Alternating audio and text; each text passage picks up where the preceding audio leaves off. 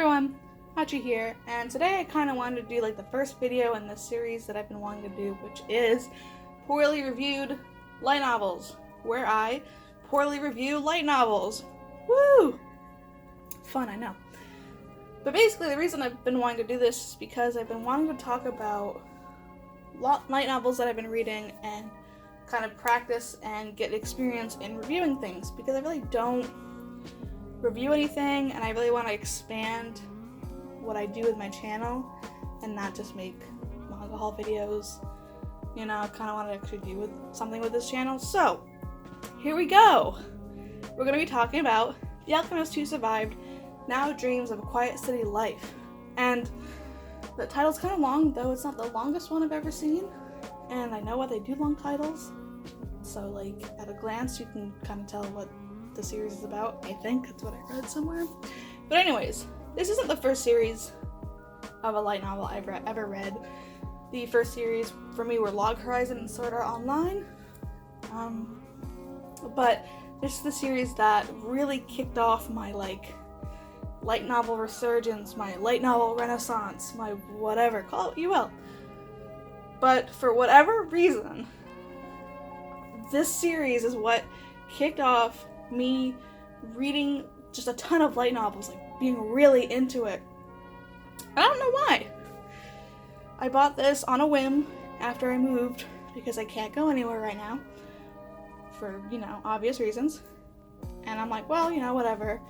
Sure, that sounds interesting, I'll read it. I bought it digitally first because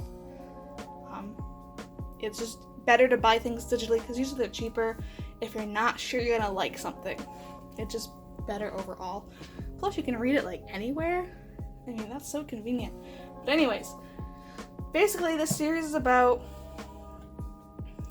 main character here. I totally forgot her name.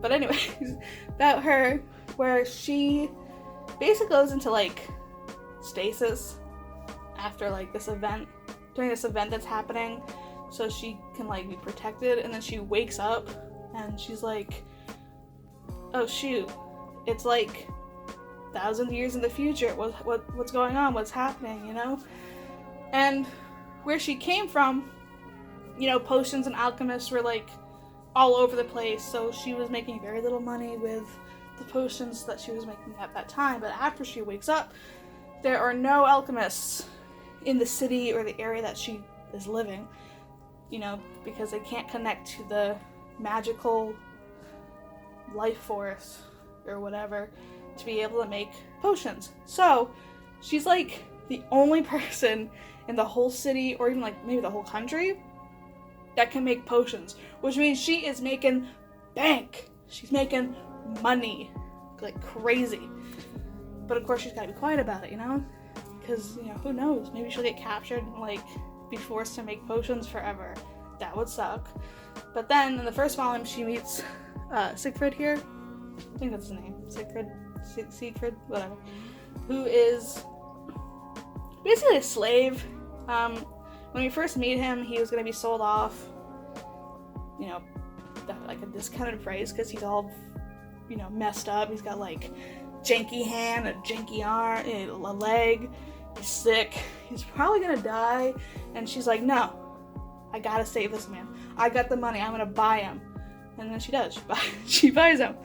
And then she basically fixes him all up, and he's super grateful, and he's like, I'm gonna protect her with my life forever because I've never had a master so kind. I mean, she doesn't really view him as a slave, she views him as a friend, so that's how she treats him.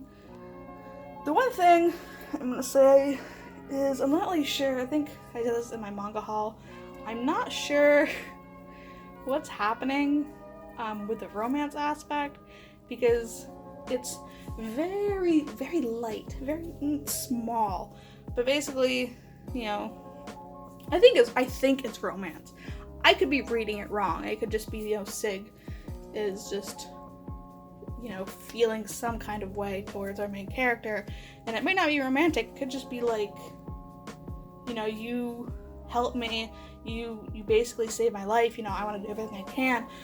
But from what I'm reading it it comes off as he has romantic feelings, but he doesn't know it's romantic feelings, which is kind of like, where are you going with that? Because our main character, I think, is like 16 and he's like 25, 26, something like that, and it's kind of like, so what are we doing with this? You know, where are we going with this?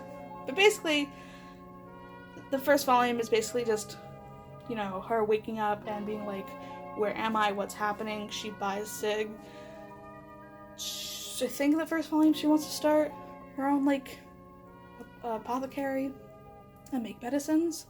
But I know in the second volume, that's definitely what they do. They make their own apothecary and they make medicine while also making potions for the, I can't remember what the company is called, but the merchant company that basically helped her out in the beginning. So, you know, they make potions for them, I think they sell it and they come back with the money. And it's like that. And then it gets, I'm gonna be honest, it gets a little confusing in the second volume because there's like, you know, the lord of the land or whatever is crazy and is basically like making these medicine from like people, and he gets caught basically, and what's happening? I can't really remember what happened at the end of the second volume, if I'm gonna be honest. Like at the end? I know he got caught, and like they found out that the alchemist that basically went to stasis with janky circles died, and the one that he was trying to protect is dead, has been dead, and he gets arrested, and then everything's alright. Everything's fine, everything goes back to normal. I haven't read the third volume, I have it, but I haven't read it yet, so I'm only doing the first and the second. But I don't know, I enjoy it.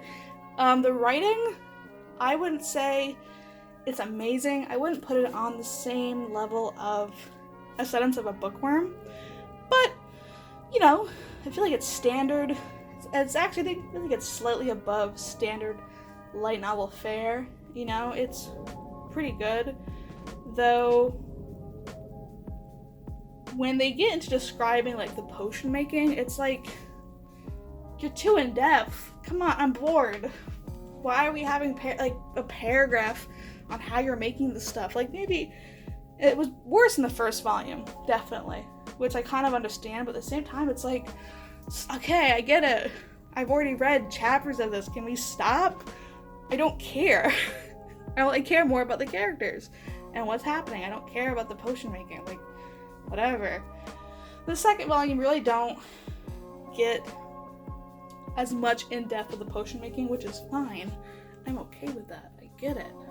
But writing it's decent. Not bad. I like the characters. Pretty much all the characters that you're meant to like, pretty likable. They're not really annoying. Really, actually. I mean, I like Sig. He's probably my favorite. But basically, I mean, it's good. I like it. It's very, if you haven't noticed, both volumes, are thick. They're very thick. And this is a series that does take me a little bit to get through because most chapters are like 40 minutes long, an hour. They're beefy. They are beefy. And the third volume is probably going to be just as beefy. So, basically, I don't know, I liked it. There's my review. Here's my poorly reviewed light novel of The Alchemist Who Survived Now Dreams of a Quiet City Life, which I really haven't seen anybody talking about this, but maybe because I'm not really looking, to be honest, because I'm more of a manga collector than I am a light novel collector, though that is definitely changing. But I haven't really talk about this. I don't know. I enjoyed it. See if I can find any of the art. Yeah, I think the art's pretty decent. I mean, I don't do a lot of it. Let me see. Yeah, the art's pretty decent. Pretty nice, actually, compared to some of the other stuff that I've read. I think it's this one.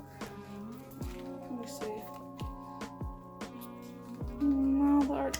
Anyways, there's been some light novels that have had bad art. Let's just be honest. Let's just be real. But anyways, that's it. That's all I got. That's all I got for you. If you're interested, definitely check out, you know, the series. I would say definitely get it digitally if you're unsure if you like it, you know, and then go from there. Or if you don't like reading digitally, you can definitely buy it physically, though it definitely has a, yeah, it's like $15. It's definitely pricey, and it's probably because it's so thick. Yeah, they're both $15. Only 3 volumes are out right now. The 3rd volume like came out mid last month, so you know it's pretty easy to catch up on. Anyways, that's all I got for you. This is the first video in poorly reviewed light novels.